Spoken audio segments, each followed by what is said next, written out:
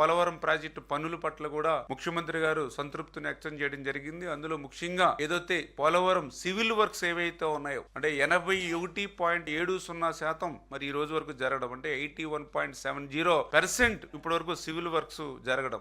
గత 5 సంవత్సరాల వైసీపీ పాలనలో కేవలం 3% మాత్రమే పనులు జరిగాయి. మరి ఈ రోజు మేము 11 నెలలు అయింది అధికారంలోకి వచ్చి, దగ్గర దగ్గర 6% పనులు, 11 నెలల్లోనే 6% పనులు ఇవాళ సివిల్ వర్క్స్ జరిగాయి. ఇప్పటి వరకు 81.70% సివిల్ వర్క్స్ జరగడం మరి సంతృప్తి వ్యక్తం చేయడం జరిగింది. అదేవిధంగా ఏదైతే డయాఫ్రమ్ వాల్ మీ అందరికీ తెలుసు, ఏదైతే ఆ రోజు మరి 18 నెలలు శ్రమించి నిర్మాణం చేసినటువంటి డయాఫ్రమ్ వాల్ మరి గత ప్రభుత్వం విధ్వంసానికి బలైపోయినటువంటి పరిస్థితి మనందరం కూడా చూసాం. మరి అటువంటి డయాఫ్రమ్ వాల్ మళ్ళీ నూతనంగా ఈవేళ నిర్మాణం ప్రారంభించి మరి ఈ యొక్క 10 నెలల కాలంలోనే 26% డయాఫ్రమ్ వాల్ పనులు పూర్తవడం జరిగింది.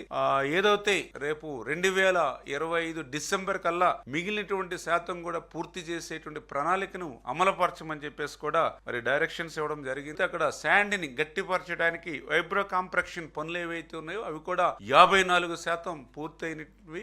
ఏదైతే నవంబర్ లో కల్లా మిగిలినటువంటి శాతం కూడా పూర్తి చేసి